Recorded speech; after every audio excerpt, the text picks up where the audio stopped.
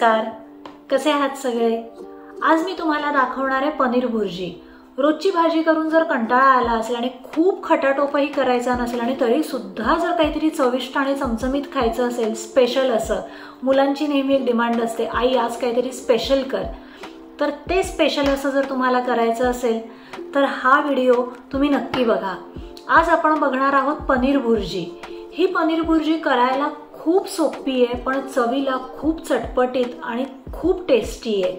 ही पनीर भुर्जी करताना आपण 2 special ingredients टाकणार आहोत, ज्याच्यामुळे ह्याची चव खूप छान लागते। तर व्हिडिओ शेवटपर्यंत बघा आणि हो, चॅनलला जर तुम्ही अजून सबस्क्राइब केलं नसेल तर नक्की करा आणि माझे व्हिडिओ तुम्हाला कसे वाटतात हे कमेंट बॉक्समध्ये सांगायला विसरू नका। तर जाऊया किचनमध्ये। इथे मी फोडणीला तेलावर अर्धा चमचा जिरं, कढीपत्ता आणि 2 लाल मिरच्या सुकलेल्या घातल्या आहेत। फोडणी छान तडतडली। आता ह्याच्यात घातलेत चिरलेले कांदे। 2 मोठे चिरलेले कांदे घेतलेले आहेत। पनीर जे आहे ते अर्धा किलो आहे, त्यानुसार कांदे घेतलेले आहेत। कांदा व्यवस्थित परतल्यावर त्यात घेतलंय 1.5 चमचा आलं, लसूण आणि मिरचीची पेस्ट। ती छान परतून झाली की ह्यात आपला पहिला पदार्थ घालूया, तो म्हणजे लाल भोपळी मिरची। तुमच्याकडे जर दुसऱ्या कुठल्या रंगाची असेल तर तीही वापरली तरी चालेल। तेलाच्या ऐवजी तुम्ही बटर जरी वापरलं तरीही चालेल, त्याने सुद्धा चव खूप छान येईल।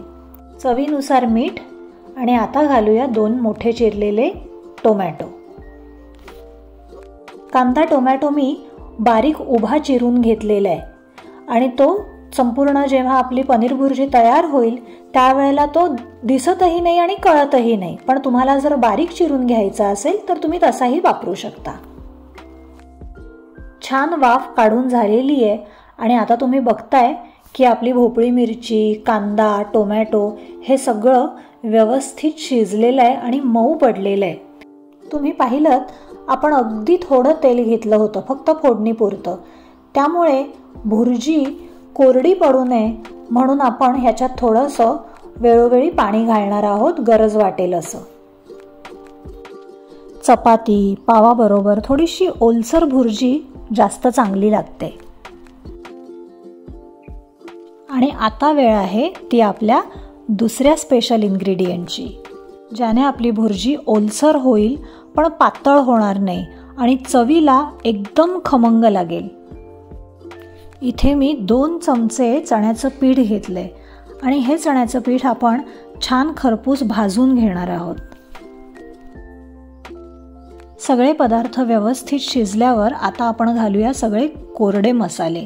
त्यात पहिल्यांदा आपण घातलंय भाजलेलं चण्याचं पीठ, 1 चमचा धणे पावडर, 1 चमचा गरम मसाला, अर्धा चमचा हळद,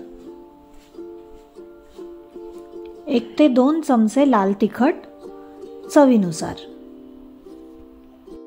हे सगळे मसाले आता छान परतून घेऊया आणि मग त्यात आवश्यकतेनुसार पाणी घालून एक छान उकळी काढूया। आता घालूया 2 हिरव्या मिरचीचे बारीक कापलेले तुकडे। हिरव्या मिरचीने खूप छान खमंगपणा आणि सुगंध येतो आणि चवही छान वाढते। आपल्या भुर्जीची सगळी तयारी झालेली आहे, सगळ्या वस्तू शिजवून झालेल्या आहेत, वाफ काढून झालेली आहे आणि आता वेळ आहे ती म्हणजे पनीर घालायची। कारण पनीर घातल्यानंतर आपल्याला खूप जास्त वेळ ते गॅसवरती ठेवायचं किंवा शिजवायचं नाही आहे। 1 ते 2 वाफा काढल्या की गॅस बंद करायचा। इथे मी पनीर हाताने चुरून घेते, पण तुम्हाला जर एकसंघ हवं असेल तर तुम्ही किसणीवर किसूनही घेऊ शकता, पण मला हे असं ओबडधोबड थोडंसं दाताखाली त्याचे लम्स आलेले आवडतात, त्यामुळे मी हाताने त्याचे तुकडे करून घेते। आता हे पनीर मस्तपैकी मिक्स करून घेऊया। त्यात कसुरी मेथी घालूया। कसुरी मेथीचा सुगंध आणि चव पनीरवर उत्तम लागते आणि एक छान वाफ काढून घेऊया आणि मग आपलं पनीर सर्व करायला रेडी आहे। एक शेवटची टिप, तुम्हाला जे काही पाणी आहे ते शक्यतो चण्याच्या पिठाबरोबर घाला आणि जर तुम्हाला गरज वाटलीच तर पनीरमध्ये जर घालायची वेळ आली तर गरम पाणी घाला। त्याने पनीर भुर्जीची चव बिघडणार नाही. ही टेस्टी पनीर भुर्जी तुम्हाला कशी वाटली हे नक्की कमेंट बॉक्समध्ये सांगा. चॅनेलला जर अजून सबस्क्राईब केलं नसेल तर नक्की करा. आणि हो, बाजूला जे बेलचं बटन आहे ते दाबा, म्हणजे पुढच्या वेळेला जी रेसिपी किंवा जो माझा काही व्हिडिओ येईल त्याचं नोटिफिकेशन तुम्हाला आधी मिळेल. पुन्हा भेटूया. बाय.